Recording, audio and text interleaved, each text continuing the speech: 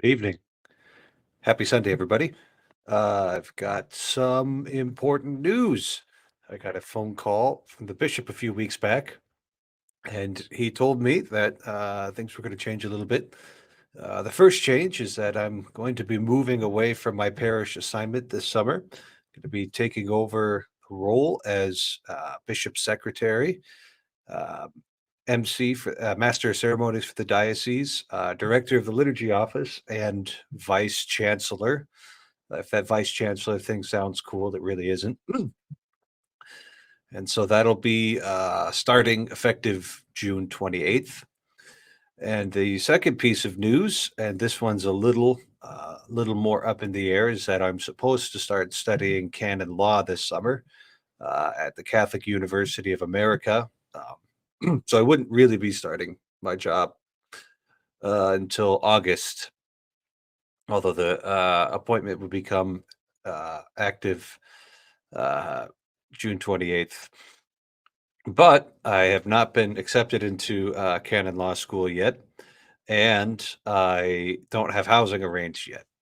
So I'm still working on it, and hopefully things will work out. But yeah, not sure. Not sure if that's happening, but I wasn't expected to move so soon. I was kind of hoping for another year, but this should be a good thing. Congrats on the coming promotion. Yeah, yeah, that's what we'll talk about it. Talk about it as a promotion. It's definitely not an opportunity for me to carry the bishop's bags for the next 4 or 5 years. Thank you, thank you, thank you. Um, so you may be wondering, what does the bishop secretary, master of ceremonies, director of the liturgy office, and vice chancellor do? As bishop secretary, I kind of help keep track of his schedule, but I'm not his only secretary. He's got an office secretary that handles a lot of work for him. Uh, but I would help him when he's kind of traveling around with those sorts of things and manage kind of the going around schedule, not the office schedule. Um, Master of ceremonies is probably the most interesting and fun job. I get to coordinate all of the liturgies with the bishop. Um, so that should be interesting. And with the Newman Center's construction completing here pretty soon, I imagine that's going to mean one of the liturgies I'll be involved with is a dedication of the church, which is quite the prospect, quite the endeavor. Doing a church dedication; those usually take 2.5, 3 hours of rituals you only do every once in a while. Director of the liturgy office means that anytime somebody has questions about liturgy stuff, I have to be the guy with the answers. And if there's any changes coming down the pipeline, like recently, we made a minor modification to the formula of absolution. I'd be the guy handing those things out. And while chancellor sounds like a really important position, and vice chancellor sounds like it's important in the church law. The main job of the chancellor is just to be the bishop's notary to make sure that what he's signing is really, in fact, the news of the bishop. And so I'm only going to be doing that job when the main full time chancellor is not around. So there's going to be another priest taking my spot here at Holy Cross, and I'm sure he'll do just fine. He's been a priest for 2 years now, and he's moving on to his second assignment. And the guy whose job I'm taking is getting a small parish in the middle of nowhere, which I'm knowing him quite certain that he's quite looking forward to. He did the job I'm taking on well, but he really has a passion for parish ministry. That's where he wants to be, and I think it's going to suit him just fine being out in a parish.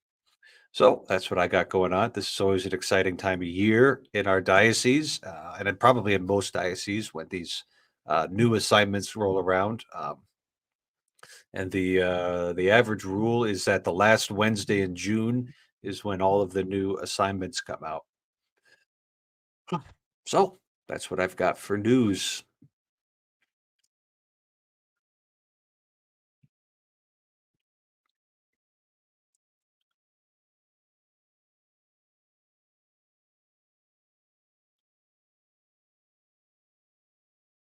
One of the leads I have for my potential DC housing is the Ukrainian Catholic Seminary there, which could be super interesting. I haven't called them yet. It's been a little interesting doing this application process because it's all kind of last minute. Um, all the places that I've been calling is yeah. Alrighty, what's going on in Catholic world this week? Well, let's take a look. Entire screen.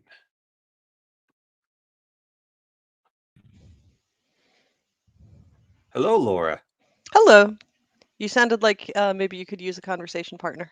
I appreciate you hopping on. That was exactly what I was thinking. Oops. Are there any I changes at gotta your turn off my parish YouTube. so you don't get the echo? Yeah, okay, fixed.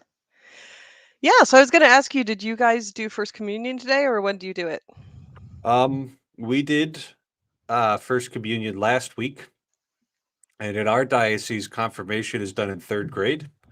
Oh, So that was the same mass as confirmation and First Communion. mhm. So Okay, in my parish it was today. did it take over an ordinary mass or was it a special extra mass? No, it was just at the ordinary mass. Okay. Yeah, First Yeah. Communion doesn't take that terribly long. Did they actually No. have the kids in a procession or were they just seated down in their place already? Uh-huh. Yeah. Okay. So um, if you're not having them process in, it's a lot easier. Yeah. No, it's pretty Your, easy. your Oh, go son will, dog go. You know what? Like I can't top that go dog go analysis from last week. That was amazing. yeah. I'm not even wearing a hat. I could have come on wearing a hat. I'm sorry. It's okay. Then I could have asked you if you liked my hat, and it would have been funny. But yeah, You know, not every opportunity can be taken. yeah. And another fun thing that I got to do this week was a baptism for a friend of mine from high school. A couple You friends of mine. baptized your friend, or you baptized his baby? They're Oh, babies. okay. Babies. Yeah. To be clear, these guys have been baptized for years now. Okay. Um, yeah. So yeah, and then I was one of their older kids brought How the Grinch Stole Christmas up to me and wanted me to read it.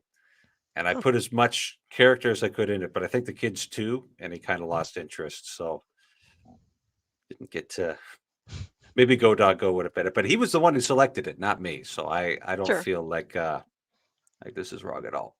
All righty. What is Oh, SSPX? It has it's taken over taken your algorithm. over Uh-oh. my algorithm. You go Uh, first, Father.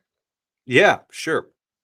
So the year is 1970, and the man of the hour is Archbishop Lefebvre. He was the former superior general for the Holy Ghost Fathers. Holy Ghost Fathers are a missionary order, mostly French and Irish priests. And they were largely responsible for evangelizing, especially in Africa. The Holy Ghost Fathers have a big presence in Africa. And he was present. Yes, yes. I don't think it has anything to do with our Lefebvre. He was very French. He did not like the direction that the new mass was taking, and his perspective on it was as a missionary. So it's not like this guy was piloting a desk his whole life.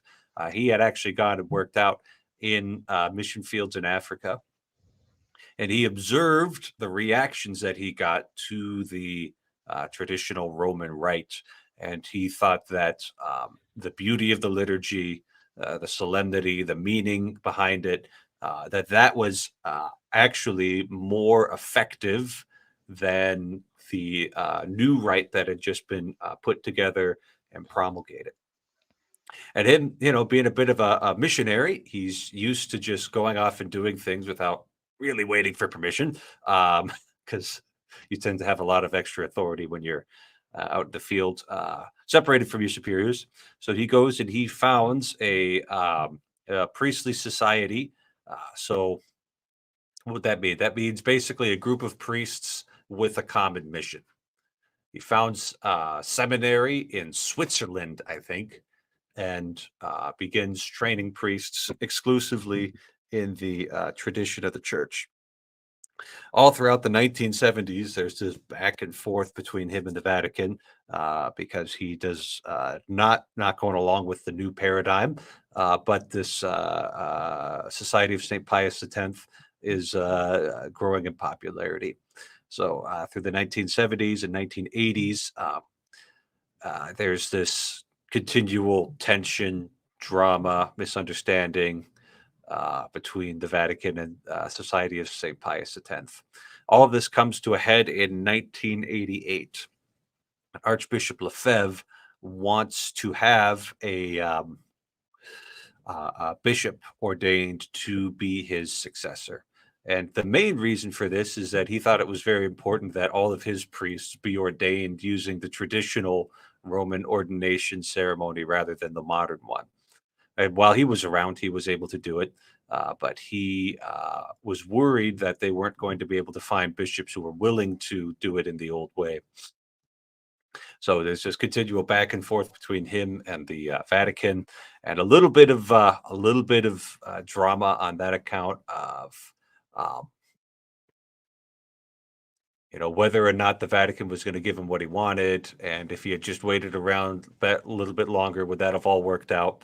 Um, but as it turns out, I think it was June of 1988, while having a letter in his hand from Pope John Paul II explicitly telling him not to, he goes ahead and he consecrates 4 men to the episcopacy, which meant an automatic excommunication. And it's not like that was going to catch him by surprise. He knew what was going on ahead of time. And so the Society of St. Pius X has been in a state of canonical irregularity bordering on schism since 1988. They are dedicated to the traditional Roman rite, not the Reformed rite that came about after Vatican II. And there was a splinter group from SSPX, the Priestly Fraternity of St. Peter, FSSP, lots of S's and P's here, that splintered off from Society of St. Pius X in 1988 and stayed in full communion with Rome. And to this day, they've not had any trouble. Well, maybe not any trouble, but they've been able to have all of their ordinations in the traditional Roman rite while being in full communion with Rome. No canonical irregularities or anything like that. Good job. So, anything you want to add to that, Laura? Yeah, one moment. Give me 5 minutes.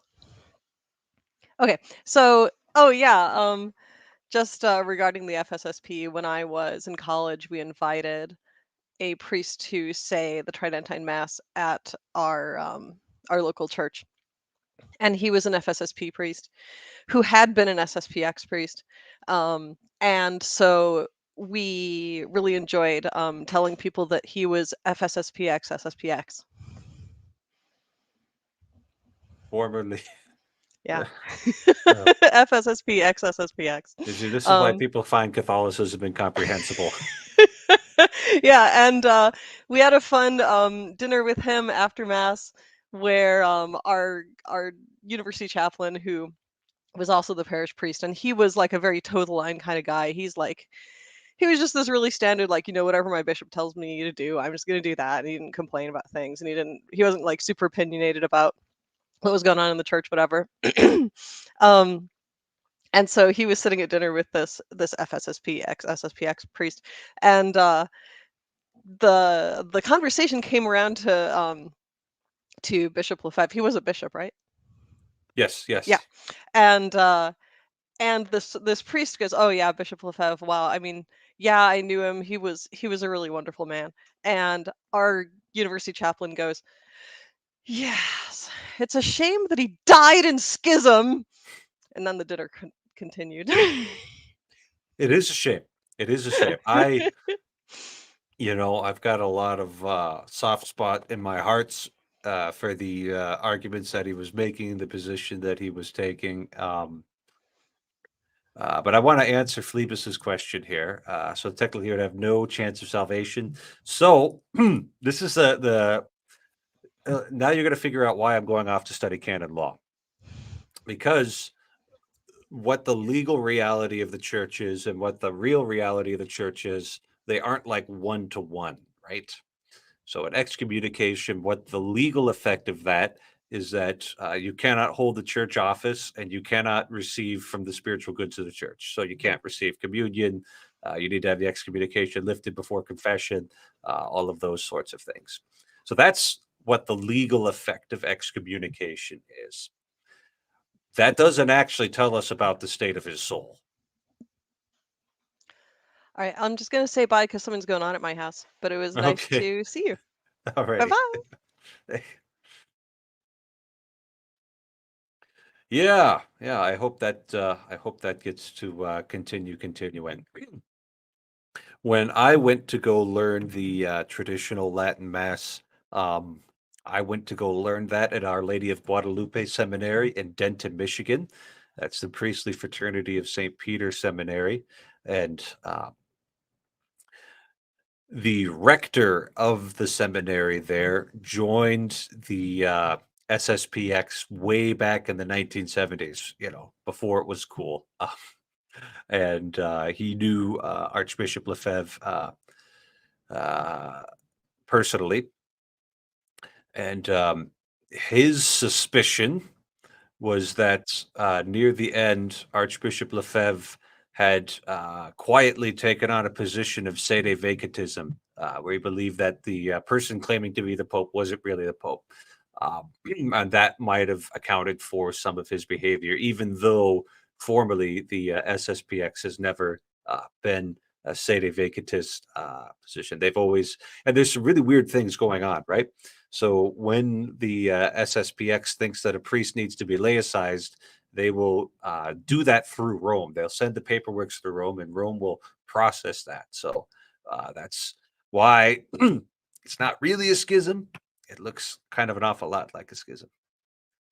It would be bizarre to allow so many other forms and not the Latin, wouldn't it? Yes, exactly, Phlebas. I've been saying this for a while. Hello, Mark. Hello. You look lonely. So I figured Oh, thank you. since Laura couldn't hold down the fort, I would join you. Yeah, yeah. Hosting people that takes work. So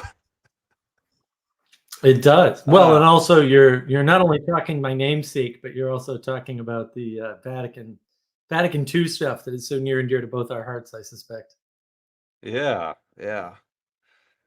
Good evening, Renee. Good evening.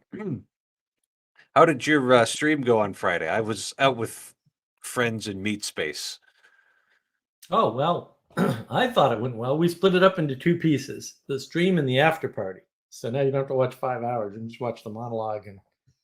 But Oh, the so that views was are planned. terrible on the Okay. stream. The views on the stream are awful. I don't know why, but that's okay. Maybe the weather's nice and people are going outside. I hope so. Yeah, we'll see. Yeah, I hope so. And I did a stream with Manuel earlier in the week, and I did a stream with Vanderklay earlier in the week. So a lot of streaming this past week. Yeah, yeah. Did you see the third wayism that I did with Vanderklay? I did. I think I watched all of that. I hopped in at the end, didn't I? That was the one I hopped in, right? Yeah. You saw the whole thing now, right? I had to get up to talk to my boss briefly, and that was when Claire was on. So Oh, that you didn't miss anything. Oh, there was yeah, a lot of suspicion that you left on different for real reasons. And I was like, I don't think so. I bet something just happened. you Everyone was like, realize I'm he in a left because of cubicle right now, Claire. right? Anything could happen.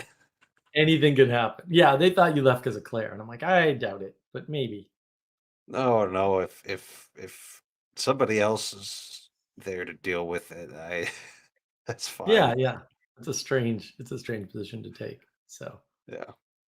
yeah, I thought there was a lot of insight in that particular stream too, because Vanderklay seemed to go, "Oh, I see what you're saying. I see the difference between crisis of faith and meaning crisis." I'm like, "Good, that's a good start."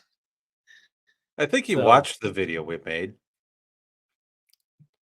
yeah, yeah, I think he did too. But that's different from actually interacting and getting the point. And it was funny too Yeah. because we've been talking about this video for a while, and I was like, well, I have to ping him about it. So I pinged him on Twitter, and I got all this stuff going on. And Manuel wants to do a video, and so it's like a busy week. And then he gets back to me immediately and says, "Oh yeah, how about today?" And I was like, I'm going like, I have to write down notes because I'm not sure I can talk about, like, I know about it, but I was figuring like I'd have a couple days, I could kind of mull it out. Nope, nope, it's a few hours. I had to rearrange everything about my day, cancel my stream with Manuel, and put it off to the next day, which was fine with him because he wanted to do the same. So I was like, oh, good, we're on the same page. Mhm. So yeah, that stream that I did with Manuel is about AI and Chat GPT and that atrocious video that John did, where I was just like, wow, what a train wreck this is. It's amazing Yeah. somebody can get everything wrong. That's remarkable. Yeah. Yeah.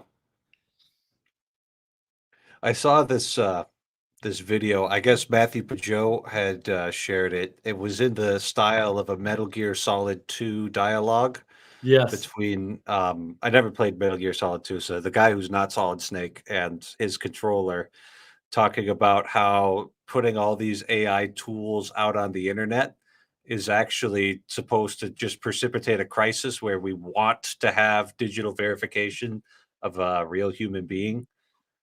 And oh man, that got all my conspiratorial neurons firing. It's like, oh dang, that makes so much sense. Well, the problem is they're perennial patterns that you need. Once you have X, you need Y. And it's like, no, no, Mhm. we're trying to get around Y. So we're going to put everything in the digital space. But once you have X, you need Y. And then, no, no, no, no. We're going to, so, it's this ongoing So, circle. so this is a perennial pattern. Can you give Yeah, me two former instances of this sort of thing happening? sure. So in the early days of the country, you didn't need a passport to come and go. Right. And then eventually it's like, oh, no, no, no, we have to have one. Because once it reaches a certain size, now all of a sudden you do need to know who belongs here and who doesn't. Right. Or, you know, then you need papers. So you, Mhm. you need to walk around with papers, which doesn't mean you couldn't get into the country without papers. That's what WAP means, without papers. It's an immigrant Mm, without immigrant papers on them. They didn't mhm. throw them out of the country. But the reason why they started to have this immigration green card system in the US was actually because they let a bunch of mostly Italian anarchists in, and anarchists throughout history, by the way. If you read any history at all and you pay any attention at all, anarchists bomb people. That's what they do. They bomb Yeah, people yeah. and they shoot leaders. That's pretty much their whole MO. This is why when people are like, I'm an anarchist, I'm like, well, I hope not, because I'd have to kill you. You would be an enemy of not only the state, but of me, because you bomb innocent people and kill them. And I'm just not a fan. Like, Okay, I mean, so maybe you so are. So all of the immigration, early 20th century, we have immigration. Now we need passports. exactly. Now, well, passports, now we need, identification on the ground, right? Then Okay. you get cars, right? So at first, identification is for things like alcohol and voting, right? It's just age verification. But then you get cars. Now you need verification that you are paying taxes on and able to utilize safely the roads, which you didn't have with horse-drawn carriages because you don't need it with horse-drawn carriages because they're so slow that it doesn't And matter. the horses have a sophisticated AI. Again, that's the thing. Like a horse is a sophisticated AI. It does the same thing as an AI. People do not understand this. It's like you're telling me you're creating an intelligence. Did you see what happened the last time we put an intelligence to use in a way that we could control, like with horses or cows or chicken? Like we've done this before, and the pattern always plays out exactly the same way. Mhm. It's the same pattern. Once you introduce that, you need all these other things that you've been trying to get away from. And it's not right away because scale matters. So when it's 10% of the population, who cares? But when it's 30% of the population, now it becomes an issue. Or when there's an outsized effect, like drunken driving isn't really a big deal until a lot of people start dying because more people have cars. And now all of a sudden you have to pass a law against drunk driving. And like there were, for the most part, no laws against drunken horse-drawn carriages and drunken riding your horse. Drunken riding your horse never killed anybody, so nobody cared. You might Never kill killed yourself. anybody else. Somebody might have fallen off. Right. But Yeah. nobody is like, well, yeah, that's your choice. But when it's no longer your choice, now you need laws to deal with that. And some of that is velocity, like actual velocity of technology adoption or the velocity of the technology, right? Like Yes. internet porn's not a problem in the beginning because transferring images over a modem is too slow. And so it's like it's not a thing because it can't be a thing. But then once the speed happens, right? Once the velocity picks up, now all of a sudden you need to do something about it. Of course, we didn't, and now we have a big problem we need to do something about. But yeah, it's the same perennial pattern. Yeah. Apparently, lots of people back in the day died from carriages and horses. So anyway, I don't know. I haven't studied carriages and horses. Don't ask me. I hope William Branch isn't pulling our leg. Hello, John. Whoa! How Congrats. you doing? I think Well, thank you. that feels like promotion. I don't know, but what is it? It's a lot of responsibility, and especially with the master of ceremonies position, it's a lot of visible responsibility.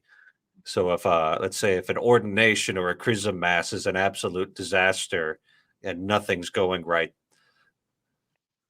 that'll be my fault. ouch. Yeah. So anyway, and I got to go back to school. I was pretty well expecting the school thing to happen. The bishop's secretary, master of ceremonies thing was like, oh, that's happening too. Alrighty. I thought I might go back. They've been talking about the canon law thing for years now. That's what I get for showing interest and aptitude. I get extra schooling. Go to I'm school. such an idiot sometimes. Yeah. I wanted to get out of school as soon as I could. Oh, that first fall where I didn't have to pack up all my stuff and go someplace and sit in a classroom, that was great. That Yeah. was just the best. Yeah. I just got to watch the kids go back to school and I just continued doing my thing. Yeah. So I have a question. Sure. I need an answer from you on this question. I think it's kind of interesting. So let's say Peter is sort of the archetypal pope, priest. Of course, in the ultimate sense, Christ is our archetypal priest, of the Hebrews, all of that, right? So, but in the same sense, Peter is like the typological pope, right? Is that fair assessment? Okay. Yeah, yeah, basically, yeah. Yeah, okay.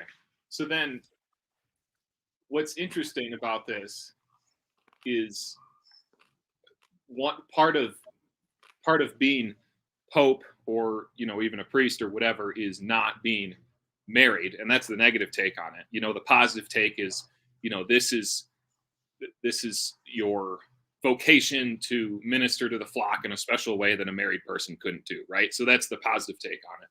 Mm-hmm. What I find interesting is that Peter was married, Mm-hmm. and yet the pope and the priests are not supposed to be married. So I'm curious your take on that discrepancy. Yeah. So, what do you know about Peter's wife? Well, that he had one. That's about it.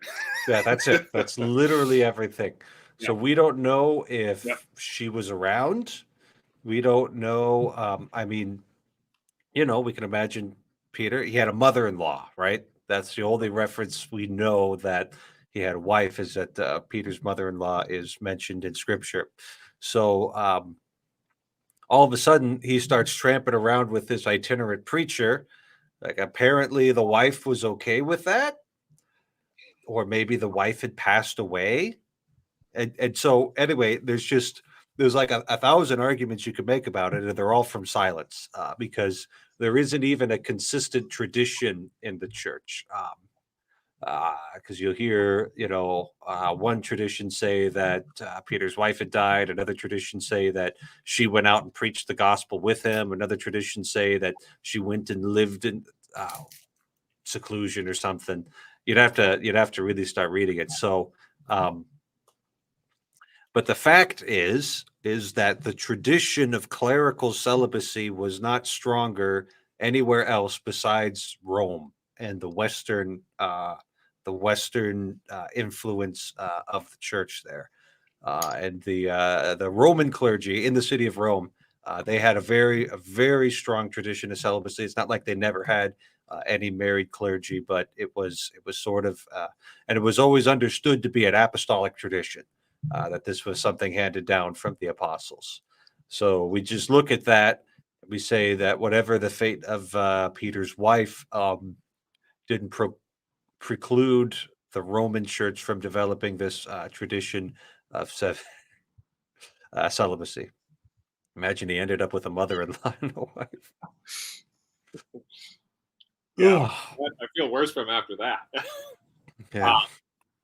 Interesting. So, I guess, yeah, I mean, I guess it is an argument for silence. Like, we could speculate, the Catholics would speculate one way, Protestants would speculate one way, sort of using it both ways, of course. But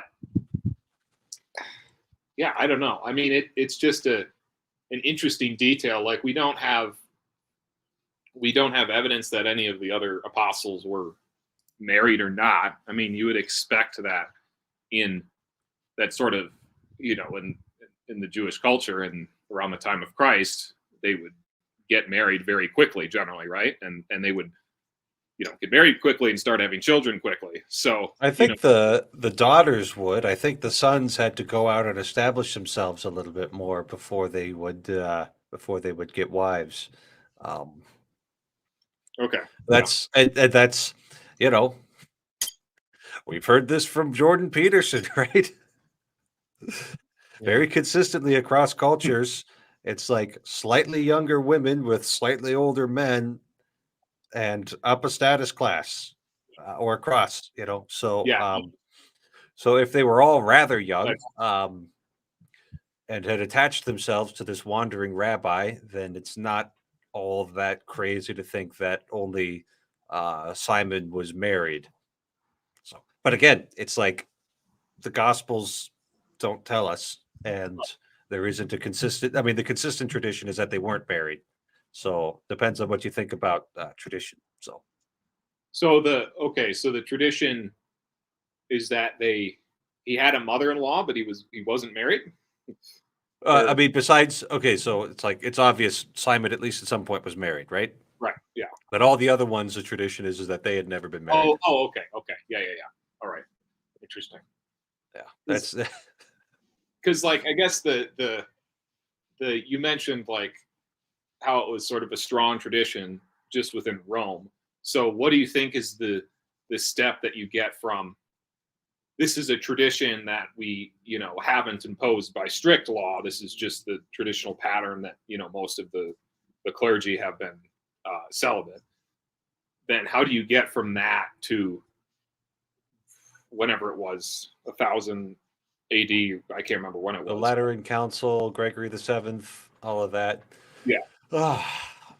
So this is what I was taught, and I haven't gone in and studied it myself, but that in the Western part of the church, the celibacy thing was becoming more and more common as time was going on.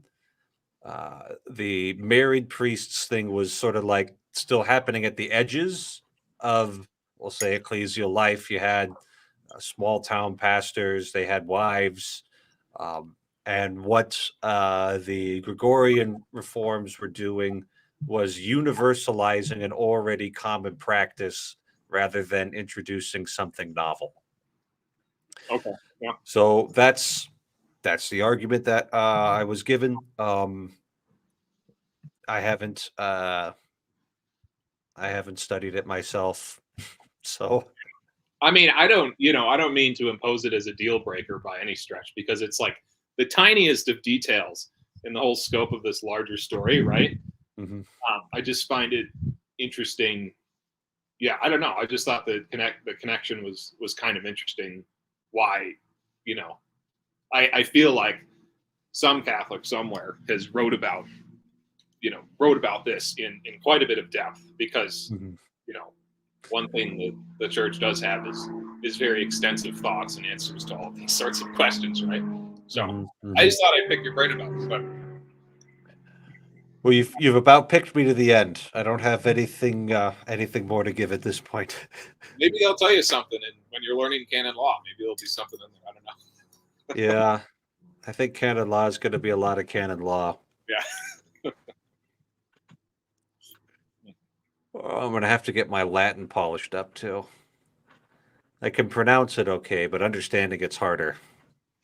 Yeah. Latin's easy. It's like a computer language. It's in fact, they should have made it a computer language. It's so regular, it's unbelievable. A lot more regular than Greek was. I'm glad I don't have to do canon law in Greek. The verbs are awful.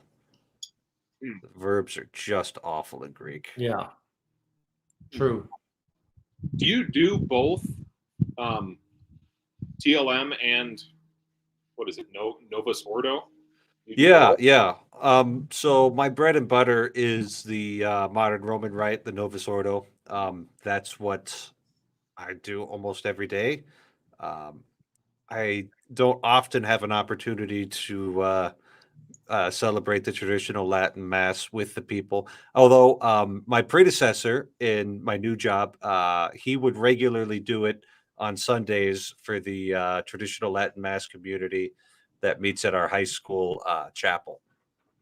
So that'll probably be something I get to do more of. Get to have more opportunities to sell it. So that's fine. Well, Gregory the Seventh reforms dealt with excessive independence of the clergy and lack of moral integrity by the clergy. Yeah, that lack of moral integrity thing is a perennial pattern. Yes. Yeah. It's a people problem, I think. If we can Yeah. just get the people to stop peopling, it'd be fine. Yeah. Yeah. It's just, it's only the fact that it has implications for the structure of the Catholic Church more so than it does in like Protestantism that it gets so much attention, right? I mean, Yeah, I don't know. I think the Orthodox, and Father Stephen will have to hop on here and correct me if I'm wrong, but I think the Orthodox still won't have married bishops. That's- And it's, Really? I think, Huh. I'm not gonna dive like all in on that opinion there, which means that because so many of their clergy are married, you know, when guys are in the seminary. So again, I'm talking about the Orthodox here, which I don't fully understand how it actually works, but I'm pretty sure you have to be married before you're ordained. That's kind of the rule. I think you're right on that. Yeah, I've heard that before. Yeah. And so guys will be real anxious to find a wife because they know that if they're a married priest, they'll have no chance of becoming or very low chance of becoming a bishop. So it kind of protects them, puts a glass ceiling over them, and then they don't have to worry about it anymore. Which, like, Good system. dealing with seminary, I'm glad I didn't have to deal with women as well. One at a time. Yeah. Spouse of a minister can be say negative. Yeah, it solves some problems and creates new ones. Yep. Trade-offs. Yeah. Trade-offs. Trade-offs. Mark's got a great video on trade-offs on the Top Quality channel, Navigating Patterns. Can confirm. That is true. Top channel, top video for sure. Well, this is why, like, I don't know how it looks in Catholic churches, but in a lot of Protestant churches that call themselves complementarians, the women run the church, right?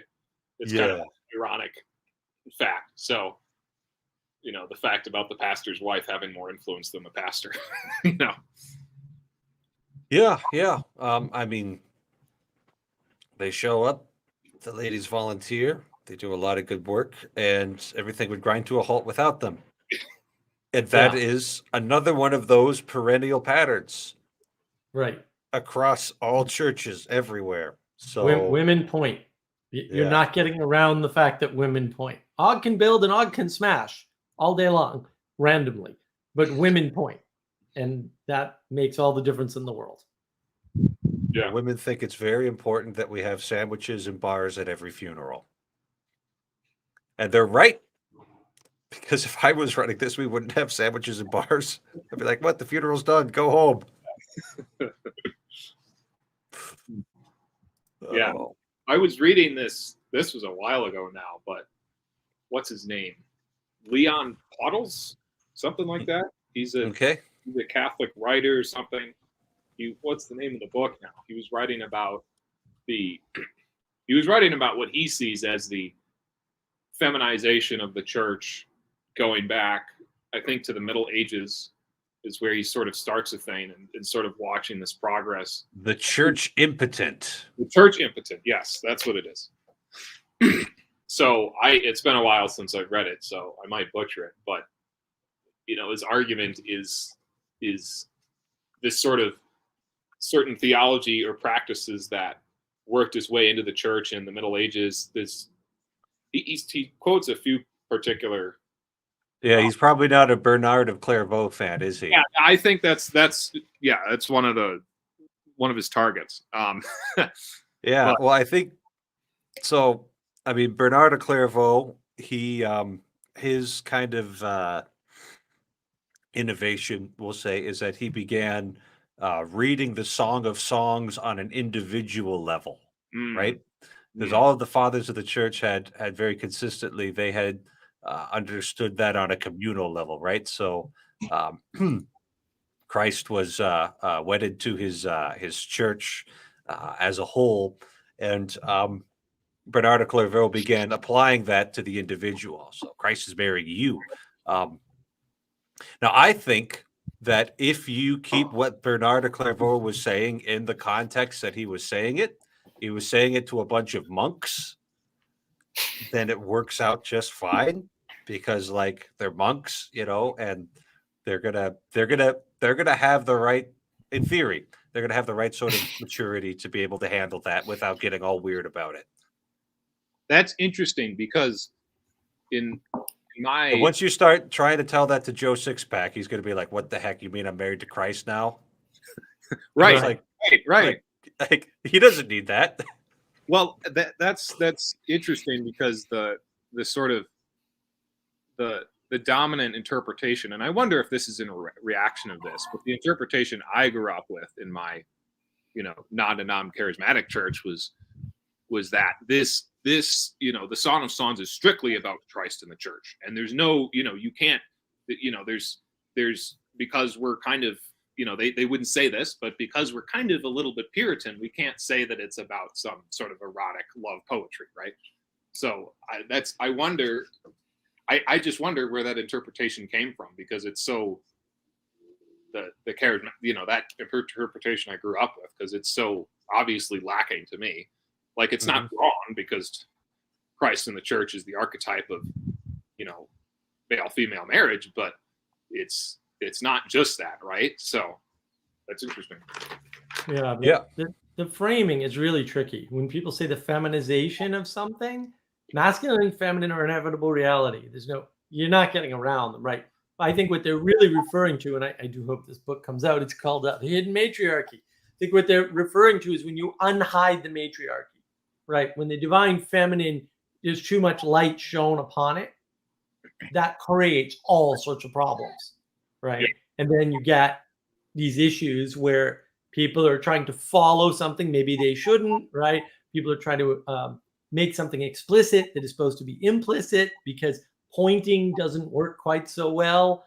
If it's explicit, it's pointing in particular is better implicitly, where you're not saying you need to be nicer to that person, but instead you're saying, niceness is a virtue. And it's just sort of, like, oh, I wasn't nice to that person, right? It's a subtle difference, but it's huge in terms of how well it moves people, right? And it's a difference, because this has come up a few times over the past week, right? It's the difference between being in a public discussion with somebody and trying to prove a point to the person you're talking to, and not caring about whether or not you convince that one person, but instead trying to make a point to the audience. So now it's not about like making sure that one person understands your point, but it's like, no, the audience should see something important. And I can use this person who maybe I can't convince them as contrast to show something, right? That's an implicit way of doing things rather than explicit way of doing things where I'm trying to say convert you in the moment or something. And hello, Ted. It's good to see you, sir. Hey, Mark. Matt Fradd versus Dennis Prager, right? That conversation wasn't for Dennis Prager's benefit.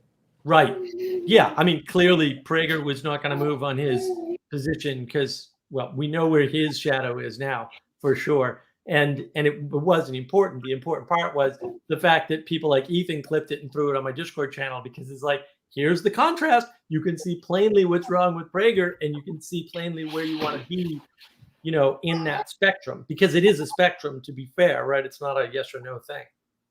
Is that Ponce Aquinas? Yeah. He had Dennis Prager on, and they talked about that whole horn thing.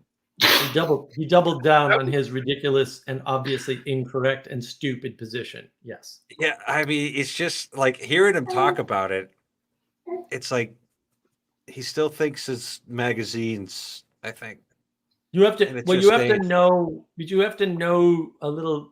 You have to know more about Prager. So he's got a particular trick that works particularly well to help marriages. And once you understand that, and then you add this, it's like, oh, I can clearly see his psyche and his ethos around that one particular issue, and that makes it all more clear. Well, this is why PVK calls him a cold warrior, right? He's totally out in that mold in every way, and like what I think he's mixing up. I haven't watched the Matt Fradd thing or like any criticism of Prager's statements, but my guess is the way that we should criticize him is to say you're mixing up something like essential nature and accidental nature as a result of the fall, right? Like, oh, men are just programmed to, look for boobs. Oh, okay. Maybe there's something not quite right about that, Dennis. I don't know. You think that's a good thing? I'm not sure.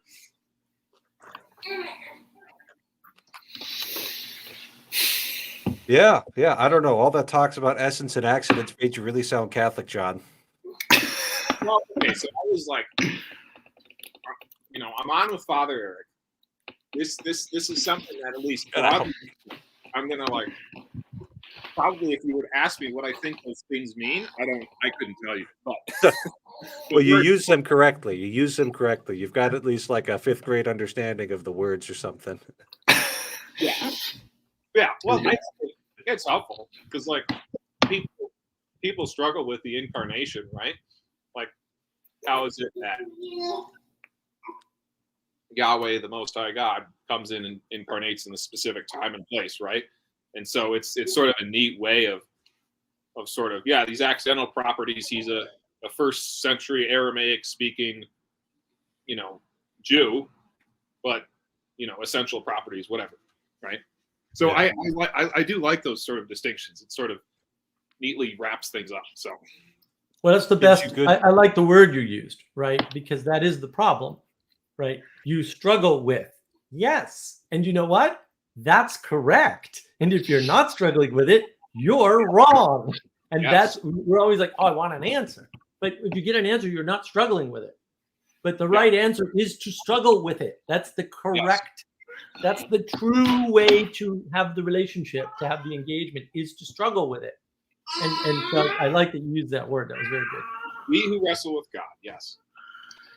Well, yeah, I mean, just thinking about reading G.K. Chesterton's Orthodoxy for the first time, and this is in no ways original to him, but his distinction between like the solar mystery and the lunar mystery, if you will. Like, he's like, the moon, you can look at it, you can see, there it is, and like, it doesn't illuminate anything. He's like, the sun, if you look at it, you'll go blind, but it illuminates your whole world. He's like, thus are the Christian mysteries, particularly the Trinity and the Incarnation. He's like, you're not going to like look into it and get it, or, comprehend it, get around it, any of that, but like it'll light up the entire universe for you if you let it. And so it's that process of continually like working over it in your mind, in liturgy, in prayer, in conversation and all of these things, that it's going to then like unfold all this truth for you. And yeah, I mean there's two meanings of mystery, like mystery, the mystery of the Trinity versus mystery like an Agatha Christie mystery, where it's like you get your facts in order and then boom, there it is. And it's like those aren't the same thing. Which, Mark, it kind of reminds me of you talking about problems, right? Agatha Christie's mystery is a problem in the sense of Yes. a thing that has a solution. The Trinity is a mystery, not in the sense that it has a solution that if you just look at it long enough, you'll see the solution. It's like, no, this is something that is infinite in its meaning, and so the possibility of encompassing all of that into something that's no longer a possibility. And in that sense, it's a mystery. Well, and there's this idea, Ted, I don't know if you've heard this theory before, this thesis, but that, what ruined culture, roughly speaking, is Sherlock Holmes. And because the mystery genre is a set of problems that's resolvable if you're just smart enough or detailed enough or attentive enough. It used to be attentive enough. So if you look at Sherlock Holmes, his whole trick is attention, right? Because all the knowledge in the world, without paying attention to the details of which side of your beard is darker, doesn't get you the answer. And so it's clearly not a knowledge play, right? Which is not to say knowledge isn't important. Sherlock Holmes has a lot of knowledge, and he develops his own knowledge and does his own experiments. But it's all detail. It's attention first, and we've missed that. But that's the ruining of the world, is the idea that you could pay attention to enough details and have enough knowledge that things that are unknowable previously or unknowable to everybody but Sherlock Holmes could become knowable. So, Mark, I don't know if you remember, there's that particular scene in Sherlock Holmes where Watson finds out that Sherlock doesn't know about the heliocentric view of the universe, of the solar system. Yes. He's like, and Holmes is like, great, I'm going to forget that as quickly as I can. Why? Because it's not important to solving mysteries. He's like, it doesn't matter. Help. And so the point of it, it's not knowledge. He's like, you've just given me totally extraneous knowledge, right? Yep. That has to do with this sort of like cosmic thing. He's like, I don't care about that. What I care about is, do I have the tools that necessary in order to solve the mystery? So I'm going to lay all that aside. But I am interested in trying to be able to deduce what's his example? The ocean from a single drop of water. It's like, yes, that's what we've missed, is that the lesson is right there, that certain types of knowledge are important. So what is the dust up with Galileo and the church anyway? The dust up is around which math you use to do astrological calculations. Period. Full stop. End of argument. And people don't know this, but if you actually read the original material, that's what it's about. It turns out that when you take the heliocentric view of the solar system, a bunch of math becomes easier and more accessible, right? So you're destroying a priestly class, not the priestly class, but in previous times, that was the priestly class. So if you go back to, ancient Babylon or Sumer or whatever, and the priests were the ones who did the astrology. And, back then they did have trigonometry. As it turns out, we've only learned that in the past 5-6 years. They did have trigonometry. They could do all those calculations. They're different in Egypt the same way, right? So, but that whole thing collapses if you make it easy, and then everybody can do it because now it's more accessible. So the church also doesn't want that to happen because they're into hierarchy for some odd reason. They're all about this crazy hierarchy thing. And so that's really the argument isn't you shouldn't know this or you shouldn't do this. It's you shouldn't teach this, right? You shouldn't tell people about this. You shouldn't write books about this. It's not like you know this and you're a witch and now we're going to burn you. That's the classical interpretation. This is where the crazy modern scientists get this idea that it's a battle between science and religion and education. That's nonsense. That's all nonsense. Galileo didn't do himself any favors. He was not cooperating well. Well, Mark, to what you said, like the narrow definition of heresy is teaching falsehood, teaching incorrect doctrine or practices or whatever. So, you could, if do you think Galileo was still in that sense a heretic and against the church? That's not clear, from the stuff that I've read, and I'm not claiming to be super well read, but like I did go and look at some of the original materials and go, oh, well, this isn't this stuff that people normally think about. This is clearly not in the texts. It's just made up. It is actual fantasy, which, you know, fine, fair enough. And some of it is fantasy through over reduction, or, you know, wanting to simplify it so that people could understand that there was a battle, right? But at the end of the day, like, what happened to him? Oh, he was locked in his private home, paid for by the church, by the way, and fed well, and had servants. Can you do that to me, please, as punishment? Father Eric, what do I have to do to the Catholic Church to get this, to get my punishment to be in a beautiful place, you know, near the heart of the church with servants? How can I do that? Because I will do that right now. Whatever All right, it is. get going on the time machine, Mark. We'll make it happen. Oh my goodness. Yeah, but Mark, I mean, to go back where I kind of jumped in this whole discussion of the feminine, right? So thinking about Sherlock Holmes in terms of, because again, this is my reading of Pageau's whole discussion on the feminine, is that frame, that way that you evaluate which facts should be in your attention, that's the feminine. That's like it's the neck that points where the eyes are, where the head's looking, right? So it's point. like, yes. And so you're like, look this way. And Sherlock Holmes is saying, you know, I'm not going to look there. I'm going to look here. I'm going to look here. I'm not going to look at this. It's all here. And it's that same sort of in terms of like strata of thinking, right? It's like there's, again, like Pageau, Vervaeke, and Peterson, I think they're trying to articulate it in different ways: relevance, realization, the problem of complexity, and attention. It's the same thing over and over and over. Same thing. Yep. How are we going to gather the selection of facts that we're going to pay attention to? Which is, I mean, honestly, that's sort of what postmodernism was doing too, except that it seems like the postmodern move was essentially, hey, look, we realize that there's like a lot of different ways that you can look at this, so none of them are valid. And it's like, okay, hold on. That's also, Ted, that's also Neoplatonism. It's the undefined part of Neoplatonism, which is what is a whole. Like, which set of parts defines a whole, and what whole does it define? And it's like, well, Neoplatonism doesn't actually resolve any of that. It just says that can be done.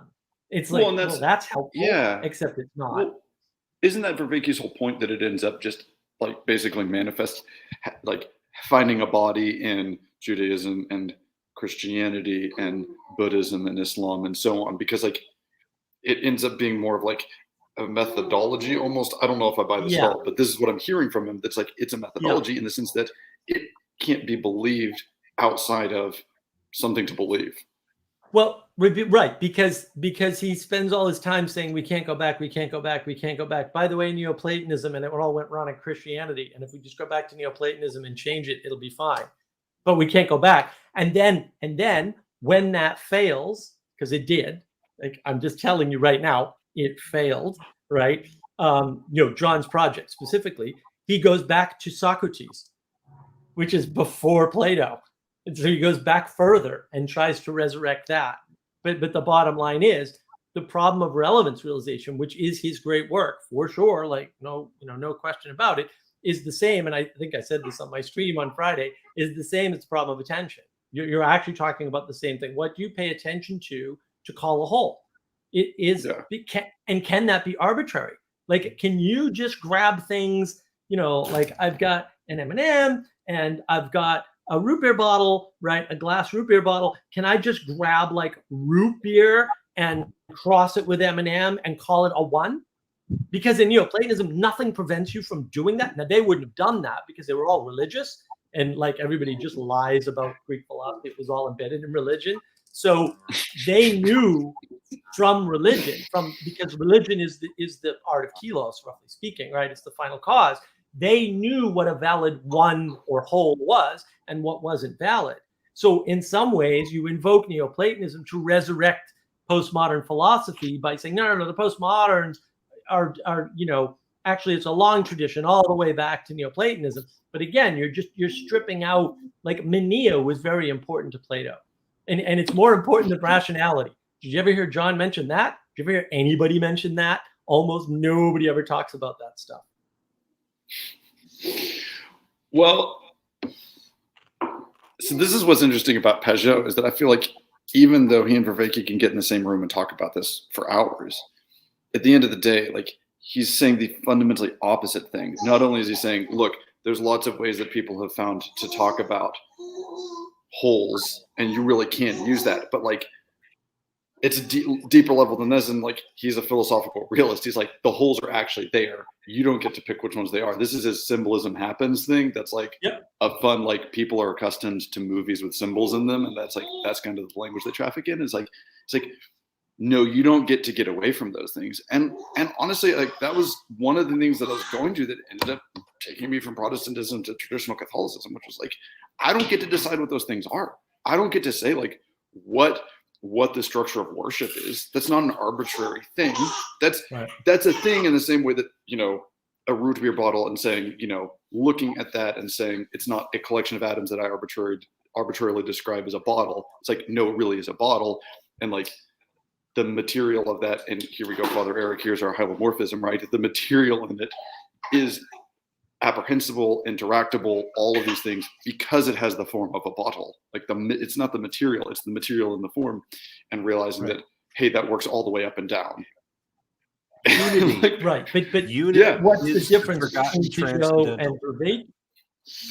Yeah, Pageau starts from emanation, and emanation is constraint.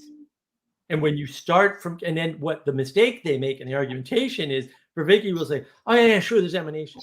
And then he moves into, but let me tell you about emergence. And there's a 20-minute speech on emergence. It's like, wait a minute, whoa, let's give that kind of time to your idea of emanation, because he doesn't have an idea. Yeah, Because I it's noticed all that about on the submission. his AI video. I noticed that for the first time because I heard you said that, and I'm like, okay, I'll keep that. And then he did exactly that. It was frightening for you to describe it so well. But unity is the forgotten transcendental. You know, it's like beauty and truth. They get all of the attention, but unity is that transcendental property of being, because you can only have an intelligible thought. You can only have a knowledge of something insofar as it's actually one thing. yes. Right? And people get into all sorts of trouble when they start treating aggregates as if they're a proper unity, right? So that's why on this channel we have the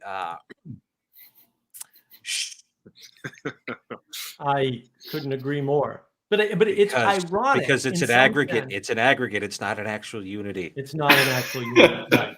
But it's ironic in some sense that these are the people that talk about capital T truth and truth as a noun, as though it's some solid thing. But then when it comes time to admit that there are, we'll say, onenesses or wholes that are valid and useful, and there are those that are not, they're like, no. And then they go back to the appeal to capital T truth, and then that's science. And they just happen to be scientists by sheer coincidence. I'm sure it's a coincidence. It's got to be a coincidence, right? And so they're the priestly class. That's all they're really saying at the end of the day. Okay. So hold on, Father. I'm getting this thought. Okay, I'm only vaguely familiar with St. Thomas Aquinas' proofs for the existence of God, but it seems to me that there's a relation between this whole idea of contingent being and the fact that you have to go up. You have to work your way down to have those unities to think about. Am I making that up? I feel like I'm like, okay, right. Why is that you can't get to unity in everyday things if it's all immanence? Well, because unity is working its way down through the order of contingent being, right? It's like if everything's contingent, how is there anything that exists as a thing, as a book, as a cup, as a person, as a soul, as an angel, as a cloud? Am I totally crossing wires there? I don't know why you're bringing in necessity and contingency for that, but I think what you're saying is correct. So like, yeah. Maybe I'll think about it for a month and get back to you on it. yeah. A little bit of contemplation while you're out. You're probably done seeding, right? I don't know. Do you do any big agriculture? No, I do. Your little farm? No, we do homestead stuff. And then actually for the last while, I've basically just been doing heavy equipment operation, which I love. And so but I will contemplate it while I'm moving thousands of pounds of dirt around with my gigantic proprioceptive mechanical hydraulic arm. By the way, if anyone tells you that we don't live in a world of giant exoskeleton robots moving around the landscape, they're wrong. They just don't spend enough time with blue collar people. Yes. Yeah. It's just a You've bunch got of those nuts. giant exoskeletons right out there Yeah. where the church is being built. Watch someone who knows how to sling dirt around with a 40,000 pound excavator, and they're doing it within like 1 inch accuracy, and you're like, take that, like Japanese mech anime genre, like, we got you already. Come to the We're corn using belt. it for building, not destruction. It's way better. At any rate, yeah. I feel like we need to get Pageau and Vervaeke in a room to talk AI. They just need to have a discussion about this. Nah. I think Vervaeke is still receptive to criticism to an extent. So I think I feel like Pageau could just do it because Pageau understands the emanation stuff, as you were saying, and you know what's strange to me about Vervaeke is that he gives so much. He gives a lot of lip service to theology, at least in his Awakening from the Meaning Crisis. He was talking about these theologians, and he's probably read a ton more theology than I have, and good for him. But he did no effort to integrate the Queen of the Sciences, into his cognitive science argument about AI, and it was just aggravating because I'm listening to this, and I'm like, look, AI has no. Let me see if I can stick with the accidental essential language here. AI has no essence of it whatsoever, right? We have the essence of the nature of God. AI is just this. It's this technological Babel golden calf monstrosity, right? It doesn't even have any constituent parts that would make it a whole because there's nothing essential there, right? You can program it to do Maybe. tons of different things, right? Like Right. you can program it to fix people's grammar. That's great. Right. You can program it to deceive people to thinking that the Pope was wearing a fluffy jacket around. Kind of funny. And then you can program it to do all sorts of evil. Very, very bad. Yes. Well, it's not the. What was I going to say? The thing about it is, that's why it's an idol, and you talk about it as a program. So its entire definition is based around functions and functionality because it implements algorithms or programs, and you see this if all of the sort of different fields of AI, the names of the subfields of AI realize this, or it makes it evident. Like we have computer vision, computers are going to see, there's all stuff going on with that. Natural language processing, that is a doozy if you pick it apart, right?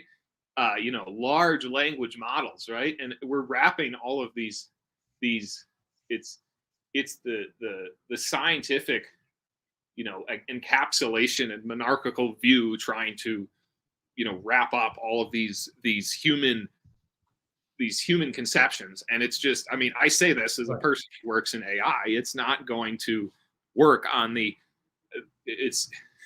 it's fundamental to the structure of the universe that this stuff will not work as any of these people predict it will.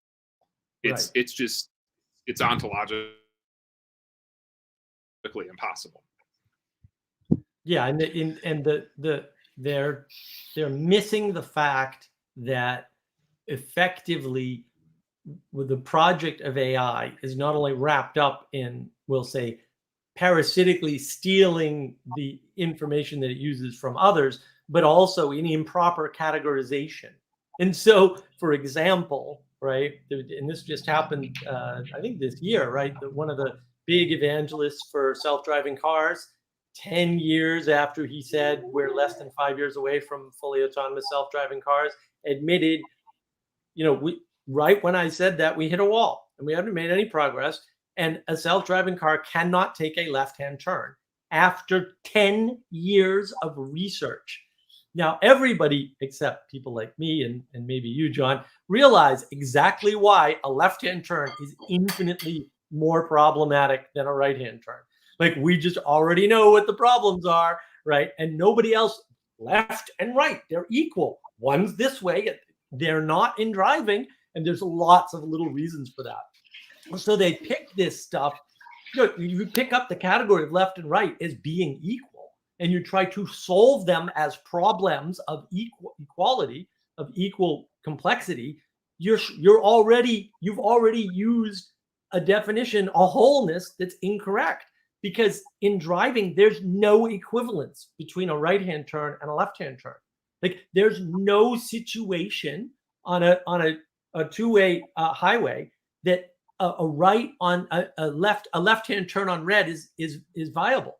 But there are situations where a right-hand turn on red is viable, and you can't, like, that alone, and that's only one of the small problems with the difference between left and right-hand turns. So you put them in the same category, but they're not the same problem, and they're not the same complexity of problem. But because Neoplatonism, you just kind of picked a binary, which happens to be a false dichotomy, and said, no, these two things are equal. You can take a right, you can take a left, they're equal. They're not even close to equal. So that just kind of exemplifies the problem of AI, is that the categories that you pick actually really matter. And if you don't pick the right categories in computers, you're completely screwed. You will never fix that problem, ever. Right. And you're talking about this decision tree that is so large that it blows up into such a computational complex level. Why am I blanking on the combinatorial explosion?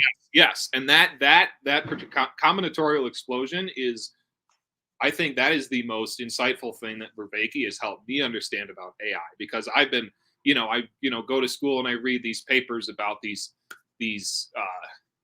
algorithms that are trying to the self-driving car thing. They're trying to derain or defog images, or they're trying to do all this sort of stuff. And the combinatorial explosion gets in is, okay, so you see somebody, you see a person walking in the sidewalk. Okay, so person, slow down, but now you have to make all these split-second decisions. Oh, wait, is this person facing you? So it's more likely that they'll see you and get out of the way. Is this person facing away? Do they have headphones in? Do they have a child with them? On and on and on and on. And that's why, and because every single one of those decisions has such a immediate moral dimension to it, that it's the morality thing that they're never going to get right? Because you can't, I don't know. The girl. Yeah. Right. Well, it's not like you can't program morality in it, because ChatGPT has a sense of morality that's based on the biases of its programmers, of course. But it's not adaptable. It doesn't learn, and it doesn't think in those sort of split-second decisions that are necessary for it. And that is something I wish Vervaeke would get more to that, this sort of psychological insights, because that was very helpful for me. His most recent video on it was just like, dude, you got to get some theology in here. Well, or some realization. I mean, the problem with that AI video, and I'm thinking about doing a treaty on it because it's so full of contradictions, is that he's not getting his own point, and he's contradicting things he says earlier. Like, at one point he says, we've solved the silo problem, which is an absolute bald-faced incorrect statement. And then he describes the silo problem. And I'm like, dude, you literally just described the silo problem. You said it didn't exist. And then in your description of where it falls short, and the worst part is, his example is, I think, at least one other person and he, asked ChatGPT to summarize his work, and it came up with a fourth grader's interpretation or something, I think is what he said. Right. And then he said, but I bet a high-end lawyer wouldn't make that mistake. And I was like, oh, I bet they would, because how many high-end lawyers know as much psychology, cognitive science, philosophy, and history as you do to summarize your work well enough to not make that mistake? Because I bet the answer is almost none. Right. I bet almost no lawyers could do a better job of summary of John's work, because especially not if they're high-end, because they're specialized for lawyers.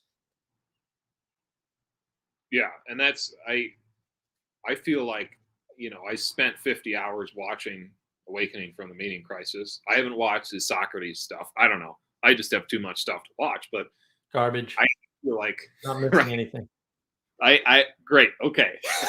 I feel like I still had trouble understanding him in the end of it. Like the way that I understood him the most was with PVK as a filter or Pageau as a filter. When they would talk to each other, that would bring out stuff in Vervaeke. Even Peterson with his sort of manic ways when he talks about they drag them down, right? Yeah. So so the most amazing thing you could ever possibly hope to watch on the internet is Pageau, Vervaeke, and Jordan Hall, because Pageau somehow manages to get Jordan Hall not to talk almost at all. And it's like, well, that's amazing, because you watch Jordan Hall and Vervaeke talk, and they're talking way up here. I mean, it just floats right up immediately, and you can't even follow what they're saying. And I'm not even saying they're wrong necessarily, but some of the stuff is like, well, that's not useful. You know, telling me, for example, that, well, if you want world peace, we all just have to love each other. Okay, but what does that mean? Like, how would I do that? And the fact is, I'm going to do that differently from Father Eric, who's going to do that differently from Ted, who's going to do that differently from you, who's going to do that differently from PVK, right? And it's on and on and on. And so, while what you've said is, quote, true, it's not usefully true because it can't be implemented, right? It's too vague, it's too abstract to actually be helpful. But Pageau manages to basically bring John down so that he's talking more, closer to the level of people and persons, right? And Jordan Hall is incapable of that, basically. So he almost doesn't speak through the whole conversation. It's a miracle whenever you see somebody actually take a sorcerer like Jordan Hall and silence him so that he's not enchanting you with words anymore. Okay, I want to go back to AI because I want to throw out an alternative AI hypothesis, and we'll call this the head. So, have any of you guys read C.S. Lewis's Ransom trilogy, ending with that hideous strength? Okay. Yeah. Okay. So I hear this stuff from AI researchers on particularly like large neural networks and like the LLMs and the image, like all the image generation networks that we got out of the sort of adversarial, all the GAN research that sort of eventually ended up in like Midjourney 5 and whatever nonsense we're in now. And my understanding is that functionally what we're dealing with is massive spreadsheets of weighted variables that you're running inputs through and then getting outputs. And so they're basically these enormous mathematical black boxes. Yep. Okay. So then you get these claims about, analysis of things like Lambda last summer, Google's Lambda last summer, when you had the crazy thing about Lemony. Alive. Yes, it's alive. Okay. Now they're like, look, it's not alive. What it's doing is character prediction. It's statistical character prediction through here. Here's what I want to fire back with. Everything that I hear about these large neural networks are the exact same arguments that I hear from people like Sam Harris about human brain and generally like low grade consciousness biology people about, okay, so that really like discomforts me about all these explanations about LLMs as, oh, look, they're just enormous databases of mathematical relationships that we don't understand. I'm like, yeah, but everyone's saying that human minds are just gigantic vats of neural impulse relationships that we don't understand. So right, but that's because they're back mapping everything. Right. This is important, right? So what they're doing is they're saying we can use modern neural net technology to understand the brain. Now, there's two fundamental problems with that. One is modern neural net technology is based on a model of the brain. Okay, so it doesn't make any sense to then use it to remodel the thing that it's modeled from. But more importantly, the thing that people don't realize, I have the code on this computer right here from NASA in the 1980s. Fundamentally, except for Geoffrey Hinton, University of Toronto, right, in the 90s, coming up with deep neural nets and more importantly, the Bayesian energy calculations instead of sigmoid and ReLU and all this other garbage that they use. The technology is no different, and it's based on the neural network model from the 1970s. And we know, past that point in the 80s and 90s, we know that model is so oversimplified as to be completely unhelpful and wrong. And so you're using an unhelpful and wrong analog of something, in other words, a bad copy, and saying now we can understand the original from the bad copy. That is so ridiculous. It's not worth thinking about. Mark, that's great, and I love. What was that term again? It's back what? Back Analysis. Back propagation. Yes, it's. Yeah. Are you talking about something different? No, you're using it backwards, right? You're using the thing you modeled to understand the thing you modeled. It's like what? Yeah. Right. Wait, what? Okay, so Mark, to catch you up on that hideous strength, the very bare bones plot is there's this sort of neo-utopian scientific government organization called the NICE, the NICE, that's basically just a bunch of demon worshipping fascists, and they cut off this guy's head. They get a convicted criminal's head, and they like animate it, and then they pull its skull off and like use all these drugs on it to make the brain huge.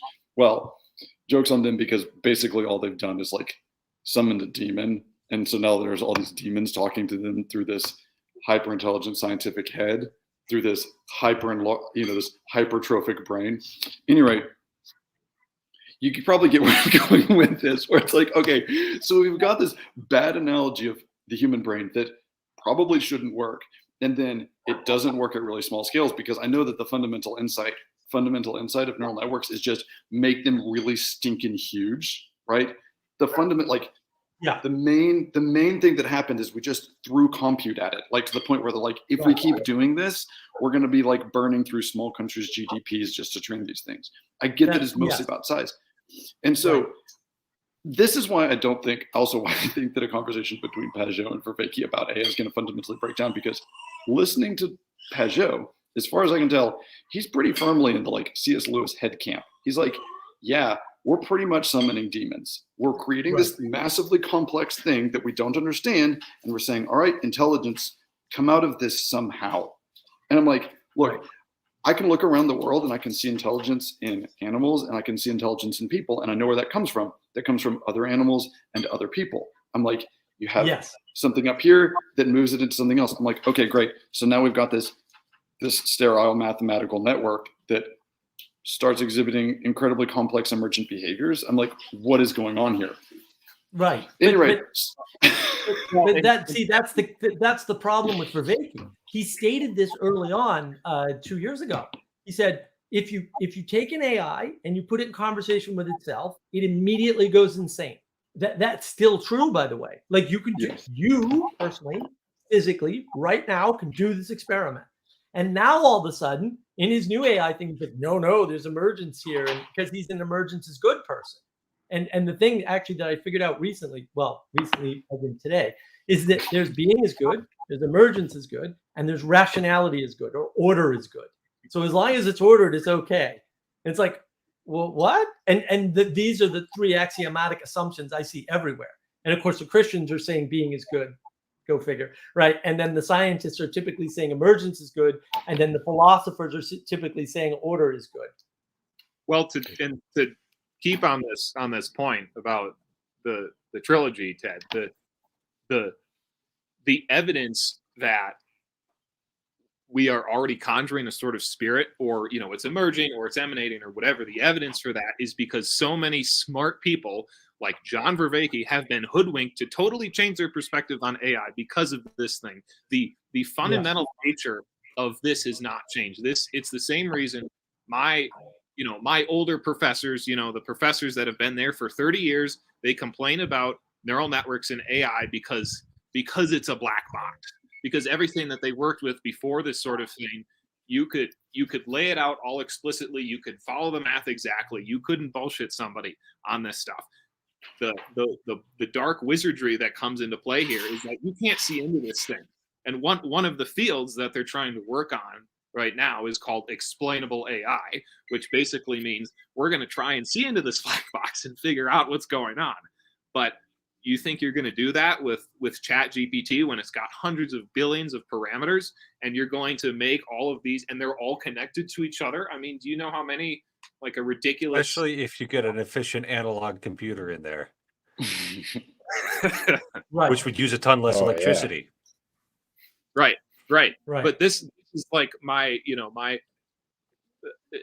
there's still a lot of the point in, like, if you're trying to do object detection or something, why would you use this fancy computer vision thing that you can't really see into, and it looks, it's got these really impressive results, but I can just use this thing called a Kalman filter, and I can analyze it from start to finish, input, output, do all the equations, and get it done. Like, I worked on a project in school relating to this, where they're trying to use a GAN to basically generate synthetic. So they start with MR images, and they train it on a data set of MR and CT images, and they're trying to generate synthetic CT images from ground truth real MR images. And the idea is, if we get this to work, we don't have to waste time or money on CT scans again, right? That's the pull of it. But the state of the art models we have all these sort of, we call them image quality metrics in image processing. Basically, we run it through this mathematical formula. How well does it go out on the other side? You can have these synthetic images that come out perfectly, like they have the exact same score as a real ground truth images, but you put them in front of a radiologist and they're like, that doesn't look real, that doesn't look right. And that's what the neural networks are still falling prey to. Like, you watch this what was it, this Joe Rogan AI experience where it's AI Joe talking to AI Sam Altman or whatever. It's the same thing. It's off, and we can tell, because these AI don't have intuition. You can't program intuition. That's the unman from Paralandra. Yes. That's the unman from Paralandra, right? Because he's almost perfect at mimicking those human movements, but every once in a while, Ransom sees something in him, and he's like, "Oh, that's not a human being," and his hair stands up on the back of his head. And he's like, "That's not good. That's not a human being right there." Yes. And the whole thing of his intelligence in the conversation with the Green Lady and Ransom as being this tool, and the moment that they're out of a situation in which he's in this sort of dialogue directed towards a particular telos, i.e. that of corrupting an entire newly created world, then he just reverts to saying Ransom's name over and over and over. I'm like, if that doesn't sound like two chatbots talking to each other, I don't know what does. Right. It's like, and so it's like that, or like just destroying stuff because destroying stuff. And there's this sense in which, like, intelligence, when you're interfacing with another intelligent being, is there, but the moment that that's over, the unmanned right father, he's just like, it just falls to pieces. And it's because this is sort of the thing. It's like, if they were ordered towards reason, then the game would be up, right? It's like, because we all know where not rationality, but reason gets you. And it's like, of course they're not. Of course they're not. So yeah, and that's the thing. I mean, AI is a mirror. And then the irony is, all of these, literally all of them, are like, you know what the problem is? We keep personifying stuff, and that's a big problem, right? And then what do? They personify the things they're creating every single time, because it's a mirror, and they really don't understand that simple principle, and they keep holding it up as though it's not. And the thing that we sense that makes it creepy is quality, and because you can't program quality. It's a quantity-based system, and the fact that it's effectively what AI ultimately boils down to in the math is an open algorithm that is open to numerous possibilities. And the problem with it is that it's open to too many possibilities. And so there's a famous white paper, I've talked about it before, about you can put a sticker on a stop sign, and from 6 feet away, a human won't even register the sticker. But if you put that sticker on that stop sign, the car will blow the stop sign every time, because the stop sign is now invisible. And nobody knows why that is. I mean, they know technically why it is, right? But the people who wrote the paper basically pointed out it's not quite infinite, the number of combinations that cause that problem, as in the problem of humans won't notice it, but computers will, is not infinite, but it's real close. In other words, you cannot fix that at all, ever, with current technology. We could fix it with some other technology. In fact, I know how to fix it, but no one's going to listen, so it doesn't matter. But they can't fix it using the current AI stuff because of the way they do landscape-based image recognition is actually fundamentally backwards, because they're looking for objects inside the landscape instead of using an emanation approach where you're narrowing things down from the landscape to the objects. Because then you could ignore things within the stop sign. And it goes beyond that too, because it doesn't just apply to the the physical real world domain, like stickers on a stop sign. What Right. a leading edge of research right now is called, adversarial attacks on AI systems. And what that means is, like, you can sprinkle in a little bit of very low level noise into an image in the same way. So as a human eye, it doesn't look any different, but the AI system will just totally misclassify. It'll turn a panda into a Pepsi can or something like that. And Right. that is something that you can scale up. It is so easy to attack and dismantle these systems, which means that they're not resilient like humans are. We are resilient. We're the most resilient, creatures on the planet, right? They're Oh, fragile. water bears are. Water bears are. Sorry, they put those on the exterior of the International Space Station and they laid eggs. I mean, come Yeah. on. Yeah, but Yeah. They're the most resilient they're not species gonna live- on planet and off planet. they're not getting into the kingdom of heaven, Father Eric. So they're not. Sorry. All right. I wanted to bring up water bears. They're cool. Yeah. Christianity for Mark, the win. all of this is going to change once we start putting these AIs into biomechanical bodies. That was his other argument.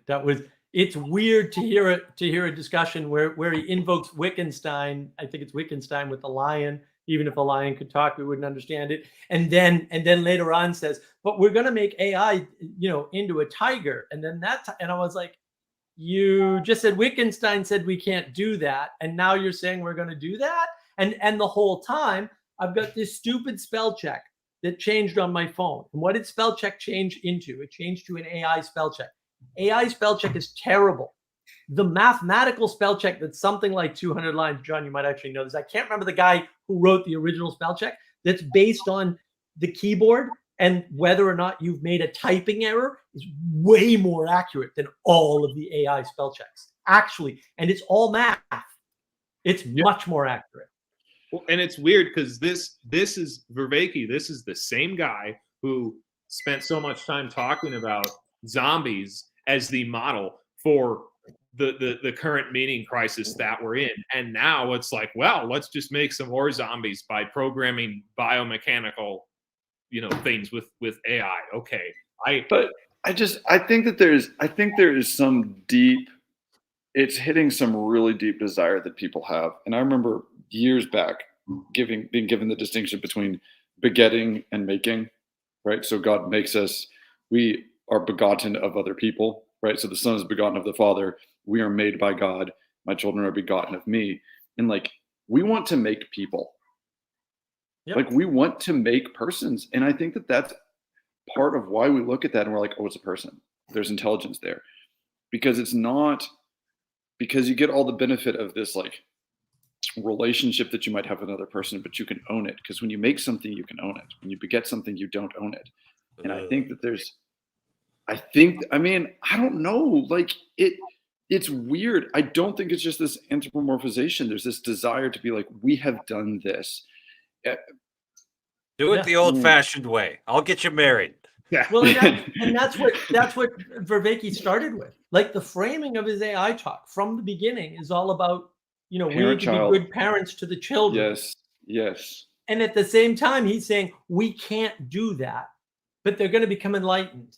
And then if they become enlightened, they're either going to become enlightened and leave, like the movie Her, which is a great movie, by the way, or they're going to become enlightened and make us enlightened. And so what is he talking about? He's fundamentally talking about religion and God. This is what's the deep desire, Ted? What's the perennial pattern? The perennial pattern is called religion. The post-1530 definition, by the way, because anybody before 1530 didn't even have this conception in their head because they weren't retarded enough to come up with this. It was very easy for them. Everybody before 1530 actually knew how the world worked and didn't need some thing that you could separate from philosophy to get some pure rational world where nobody needed that. But now that we've cleaved those two in half, we need it back. And which is funny because John says that in the talk. Religion is the way we relate to a hierarchy we're not at the top of. Really, John, very insightful, right? I mean, this is the problem with that talk. He drops these insightful bombs and everybody goes, wow, that's so insightful. It's like, yeah, but he didn't resolve it for you. and it's totally out of context of what he's saying. But you're right. It's brilliant. Sure, I'll grant him that. It's brilliant. That's a great point, Mark. I mean, one of the ironies is that for most of history, Father Eric would have been considered a secular, right? Father Eric is a secular. He's a secular priest, as opposed to a religious priest who's gone and lived in a religious community. Religious people were people in a monastery. Secular people, including the priests and the bishops and the laity, that was all secular life, not religious life. And it's like, right. So exactly that. And it's like, and so this is, again, why I think that, I mean, maybe it'd be interesting to hear Vervaeke and Pageau talk about this, but on the other hand, like, in one sense, like right now, AI, you say AI is the mirror. I'm not exactly sure how far I'm willing to go in terms of AI actually being a mirror to us and how much it actually has some ontology. I think I'm going to lean way more on the side of there's some real ontology there. I'm not going to fight that with you guys. But in terms of the way that we look at it is absolutely a mirror. I mean, I think it's incredibly revealing when we look at that and we're like, oh, here's the thing. You know, this is how we think about it. It becomes, right, because for Vervaeke, all of a sudden it becomes this tool for enlightenment, right? And that totally wild conversation that Pageau had with, what was his name? The psychedelics, like live your best life guy. Does anyone else remember that? That turned it where the guy's like, what was his name? Yeah, what is his name? I can't remember. He was like, man, if we like created AGI and it like became the Godhead, wouldn't that be great? And Pageau was like, no, it wouldn't. Yes. Yeah. Well, it's not even that AI is a mirror. It's a broken mirror. Sally Joe actually has a great little cartoon she drew of the broken mirror of AI on my server, which is fantastic. And that is the problem. It's like a broken funhouse mirror. It's got a crack in it and it's distorted. And we're looking at it, and we're seeing what we project. But it is you're right, Ted. It's that drive to get to be gods, right? To create. Here it is. Excellent. Yeah. That's AI right there. That's actually what AI is. Right. I also love that it's him. It's not the friends. It's him, his reflection that he's seeing. Exactly. Yes. He's only seeing his own reflection, and it's got a crack in it. Although that's a little harder to discern. But the mirror is actually cracked. And the crazy thing isn't just about the what we think of it themselves. It's what these AGI people who are advocating this describe how we think about it, because they'll just describe it. Oh, well, when we see certain patterns or view this AI and we anthropomorphize it. Oh, that's some sort of deviation from reality, because it's like we're seeing patterns in something that's not there. And these people, they don't understand human psychology. They don't understand spiritual reality, which again, Vervaeke needs theology and some sort of theology of spiritual beings. I don't even know what else to say, because we have already developed a God here, a lowercase g God. We have already instantiated an Elohim of some kind. If what you want from this thing is to be the thing that is enlightened, how is that different from stating that it's capital G God? Because in the Christian tradition, from my understanding, and I'm no expert here, but pretty sure my understanding is pretty close on this. All enlightenment comes from God, doesn't it? Like, am I wrong about it? It's like be mediated by an angel. Sounds good to me. Thanks. Detail wrong. But didn't angels come from God too? Yeah. I was being dumb. Mark. No, I don't know. It was perfect. My stream, I can be dumb whenever I want to. No, it was perfect, right? Because it's like, technically, because it is exactly the move the scientists would make. Technically, the angels are God. It's like, but they came from God, you muppet. So it's all falling down here. Like, the fact that it's not the top doesn't mean it didn't flow downhill. That's the trick they play. Well, that's not the top. It's like, what are you, 2? Like, come on. Like, yeah. Well, yeah. I mean, Aristotle's 4 causes. We could, it's like, it's caused by X. I'm like, great. Which of the 4 was that? We still have 3 more. Which, by the way, if you ever end up having young children, is a great trick, because they will always just ask you why, and you just dodge between causes. Why is it raining? Well, here's the physical cause. Why is it raining? Well, because God ordained it so that plants live. Why is it raining? Because of these atmospheric, and it's like, because there was a cold front. It's like, they're all wise. It's great. But if you're just like, there it is, we answered it. No. Well, that's actually really insightful, Ted, right? Because that's what we need to do. We need to stop giving single answers for things, because nothing has a Absolutely. single cause. No. I mean, but Mark, I mean, I remember when this was like 3 years ago when I first like actually sat down and read this. First read like some real Aristotelian and Thomistic science, and it was like, what is this? Like, I couldn't even understand what the guy was talking about. He's like, there's four principal causes to things. I was like, I have no idea what that means. What do you mean there's more than one cause to things? And it took me like, I don't know, 6 months, a year to finally start thinking, oh, that's a material cause is different from a formal cause, which is different from a final cause, which is different from an efficient cause. It's like, all right, I'm starting to realize that basically every answer that was given to me was the efficient cause, which is interesting. It's like, why did this happen? It's like, here's the efficient cause. I'm like, no, I wanted some other answers than that one. Or a combination of formal and efficient. That's the most common scientific explanation, is a formal plus an efficient cause combined in some weird Neoplatonic hybrid that is invalid. Which is why you end up with these like weird. Sorry about the chocolate on my fingers. My wife just gave me some chocolate chips cookies. They're fresh out of the oven, which is great. Glory be to God. But no, we stick to like that, and then we think, well, why are all these whys so unsatisfying? It's like science and religion have like all this weird stuff, and I'm like, no, man, we're just not like, people figured this out a long time ago in terms of understanding there's like a lot of different ways to ask why. At any rate, I agree with you. I mean, like, we could all just sit down and think about that for a little while, and we'd be doing a lot better. And be happy with the struggle of not knowing. Because it's back to the struggle that John mentioned earlier, right? Like, the struggle is important. You should be in the struggle. That's the tension that everybody keeps talking about with the county processing, which is not, it's cooperative processing. That's the struggle. Yeah. It's just interesting, man. I mean, thinking about those causes again, I just think about when I finally hit that out of grad school, after quitting grad school, to be more blunt, I felt like I've been hoodwinked my entire education. It's not like all the data that I had been given wasn't great and I couldn't use it, but it's just like, how, and Father Eric, I think I've gone on this rant before in your live stream about this stuff, but it's just like, how did I, anyway, you just teach your kids, or you teach the people around you, and you give them a better shot at it than you did when you're just toddling along with all these atoms knocking together, and you're like, I guess God's somewhere in the mix or something. I don't know. Yeah, well, and that's not just your struggle. So there was a great talk that that John Vervaeke did with Wolfgang Smith on the Meaning Code channel. Yes, that was a great talk. The summary for me, that was actually it was back in September, I believe, because I was listening to it on the way back from Thunder Bay.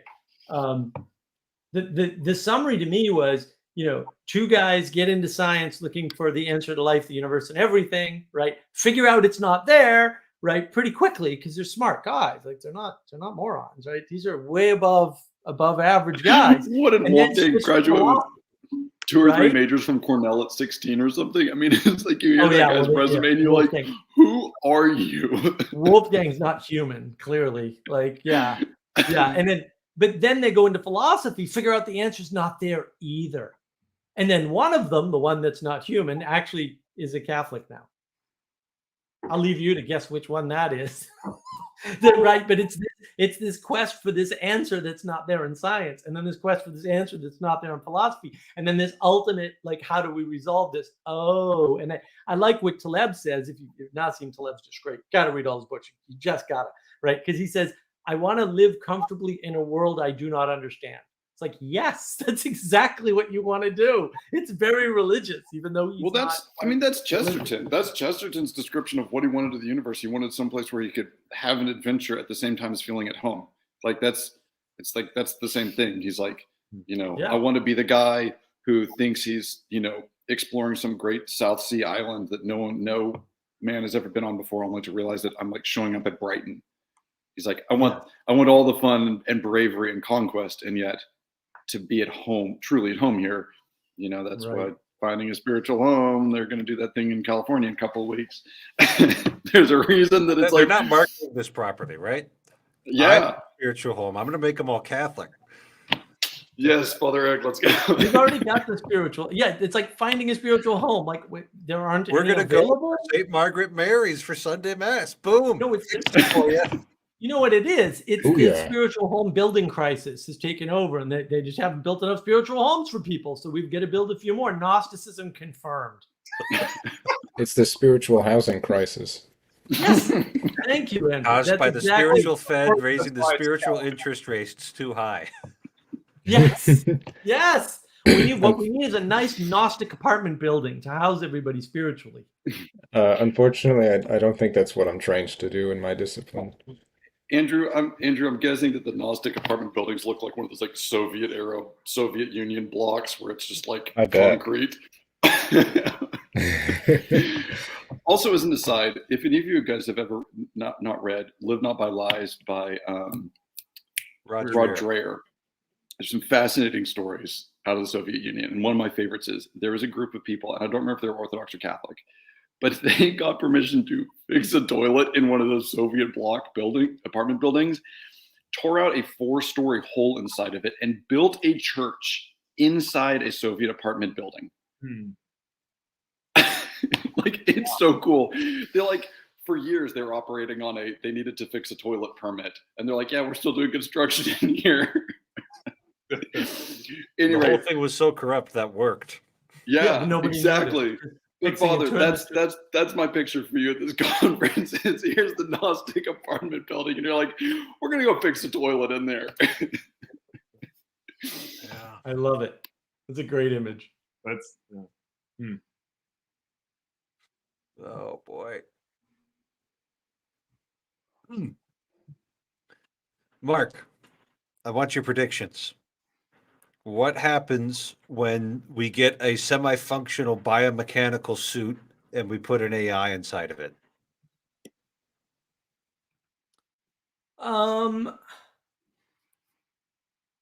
It depends on the biomechanics almost entirely, actually. That's the problem, is that like this is one of those little things. There's 2 things in AI that matter more than anything else. Like, forget about the algorithm and the setup of the neural net and all that. It's actually the least important part. The 2 things that matter most are number of inputs and type of inputs. It's like that determines 80 or 90% of it. And so you kind of have to know, because a biomechanical suit, if you do it right, you have to have special different types of inputs. And actually, if it's any biology and you don't make it an analog input, which you probably, they're right on the edge of being able to do things like that, but it's all research, small scale stuff. You would have to account for so many things. And so I don't think it would work, because we've already many times over done the physical constraints to digital conversion AI stuff, and it's not impressive. Like, we've had that for decades, and it just doesn't work very well, right? So you can make little robots. So the big thing is little robots that have like tensor AIs and stuff that are you train them on a computer in a physics engine, and then you put the trained model into a real world tiny robot, and it can kind of do stuff. The analog robots of the same size without any training actually do better. So it's like, because it's analog, and analog computers have all kinds of advantages, because basically, effectively, if you boil it down to math, which is inappropriate, but the closest we can do, the range of the math is much greater in an analog system. It's like 7 orders of magnitude bigger. So like, the things it can do is Insofar much as better. we can measure it. yeah. Right. Well, Yeah. the other thing exactly.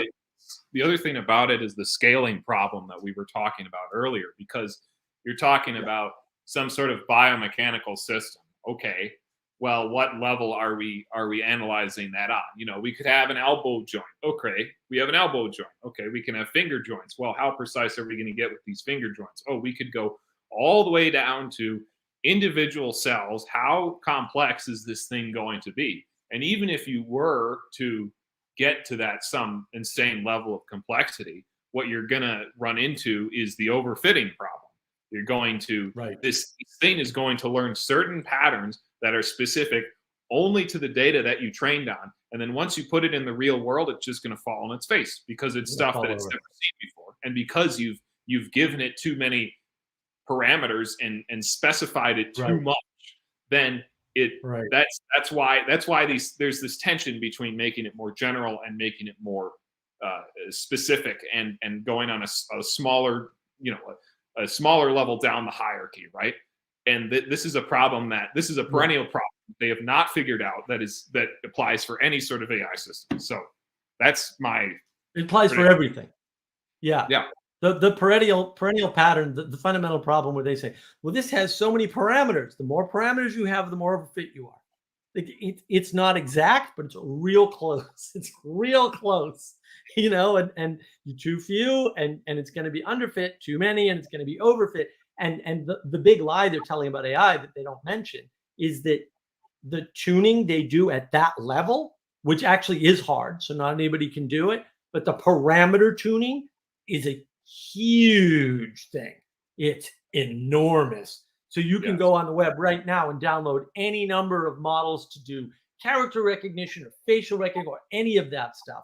And I guarantee you, unless you know something about data sets and what kind of data you're feeding it, the odds that you'll get a parameter set that will ever work are almost zero. It is very, very hard to manufacture the right initial conditions because that matters a lot, which is ironic because John mentioned that in the talk. And I'm like, well, then it's not only is it not general AI, but it's not general within a silo. So where are we with artificial general intelligence if you can't take AlphaGo and give it a 6-stone advantage and it still win? It can't even do that. It's not even general within the domain it's good at. That means basically that these parameters and this overfitting is a big problem because it's not just overfitting to the data. In the case of AlphaGo, it's overfitting to the starting condition, and we haven't even talked about that problem in AI. Yes, yeah, and this is what you see in reinforcement learning as well, which is its whole bear in itself. But that's like you want to see an example of AI failing to generalize in any situation. That sort of thing is where it's at. And what I think you're going to see is the use cases for these AI models are going to be for very specific tasks, very narrow range tasks. Like you could have a chat GPT that is, it has access to, an entire hospital system's medical records, and it's going to give you a diagnosis or a suggested diagnosis or whatever, or a virtual representative that the patient can download on their phone. That's just delightful, isn't it? Yeah.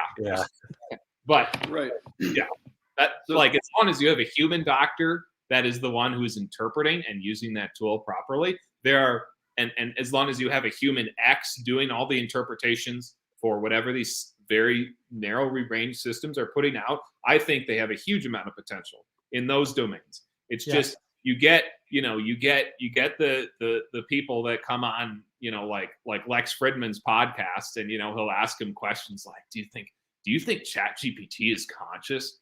It's like, Lex, you're smarter than this. Don't do this, man. Their consciousness is like the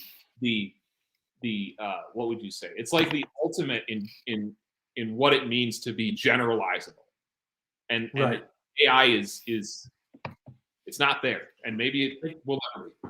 John, they can't even define consciousness. That was Thunder Bay. They couldn't define it. Well, I mean, that's like Yuval Harari's book, I think it's Homo Deus, it might be Sapiens, where he's like, I'm going to give you a rundown on everything that we figured out about human consciousness in the scientific field in the last 50 years. Nothing. And he's like moving along, and you're like, okay, that's something. But at any rate, I was going to say, as much as I appreciate y'all's pessimism about the capacity of AI to develop out of these highly specific confines and situations, I would say I have an almost unfailing faith in, I guess, what Paul Kingsnorth would call the machine, to look at that and say, all right, well, that's where humans are living now. Because there's two ways to fix that. One is to figure out systems maybe that can exist in all of these environments. And the other one is to say, hey, we solved it right here and here. We're going to make you live there. And that, that's a sticky one right there. When you think of, say, the degree of, honestly, even this, again, break the fourth wall, do a grim grizz. It's like, we're willing to accept a very low resolution form of communication with each other in order to get these benefits of the fact that I can, talk with these people that I would never sit down in the same room with or even find, and it's like, to what degree are we societally going to be willing to make those exchanges to say, hey, look, I get that this AI can only function in very certain circumstances, but if I live in just those very particular circumstances, say that initial setting for the Go board, conversational equivalent, then I can feel like I have a friend. It's like, we already do that. Yeah, we already do that now. And this is like the big struggle. What are you going to be submitted to? Are you going to be submitted to the thing that gives you enlightenment that's called AI? Are you going to be submitted to the thing that gives you enlightenment that's called God? Are you going to be submitted to the thing that gives you enlightenment that's called Gaia? Or I can go on and on and on. We've got all these Gnostic apartment building cults that we could, and people do pick one. It's not that they're not submitted. It's not that they're not, able to operate in the hierarchy. They know, at least unconsciously, they need the hierarchy, and they slide into one, right? Because if you believe you do not have a religion, one will be provided to you without your knowledge or consent. And that's effectively what's happening. So what you see in the religious wars of AI is people who go, yay, it's going to give us enlightenment. People go, no, I won't be under the thumb of the thing that gives us enlightenment. It's the same battle all over again. It's just a different target at the top of the hierarchy. Well, there's just a few days ago, there's this really great clip that from David Bentley Hart when he talks about AI. It's like a clip from his book, The Experience of God. And he talks about all of this AI stuff. And I think it's real. Like one of the things he brings up is how this, like we were saying earlier, how AI does not, it has no essence in itself, right? And so what Hart says that means, it's like the Deep Blue computer did not beat Gary Kasparov. Gary Kasparov and every single other human expert who's ever played a chess game beat Gary Kasparov, because that's what that thing was trained on. That's what it was trained to do. And the point is, there is nothing emergent in that. It's just an aggregation. It's not an emergent. It's like intellectual necromancy or something. You're like raising to some sort of galvanic, unnatural life the dead thoughts of everyone else. Yeah. Yes. Boy. Yeah, that's a great. And I mean, there are benefits to aggregation in one place, in one system, in very specific use cases. But to say, it was a Deep Mind, Deep Blue, whatever it was, beat Gary Kasparov? No, it didn't. Everybody in the world beat Gary Kasparov, including himself. This is one of the points that Hart. Yeah, but Neoplatonism, and therefore I can just make something called Deep Blue and say that is the oneness that beat Gary Kasparov. How dare you, John? I'm a Neoplatonic. I called it. I named it. It's been instantiated in being. It's Wingardium Leviosa or Leviosa. Sorry, Leviosa. Yeah, that's quite a modern, subjective, postmodern-ish Platonism. I point at the one and I say it's the one because I want it to be the one. Well, that Neoplatonism doesn't give you a resolution to that at all, even according to Vervaeke. That's why you need the religion that's not a religion. It's like, seems like a lot of work for something we already got out of Christianity. But hey, I guess if you want to try to reproduce 2,000 plus years of work by yourself in your own lifetime, I guess you can try. But I got things to do. I gotta go. Yeah. Oh man. And I Well, actually do. Yeah. I've got one last thing. I think no discussion of AI this week should go without.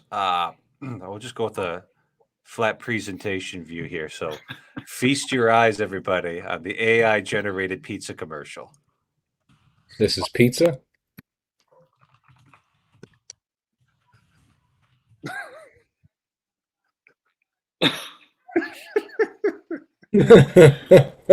Vegetable. things. Secret things. Gnosticism, secret things.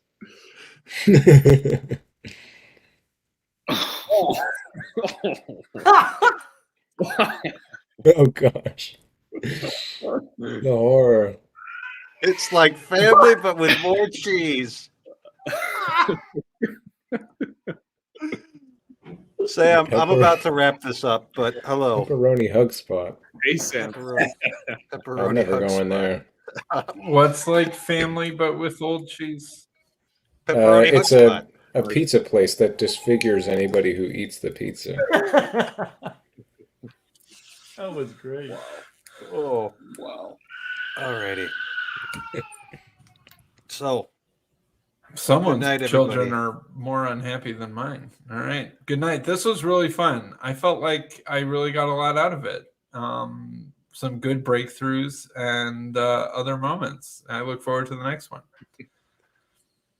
okay, Okay. very good. Take Glad care. to hear that.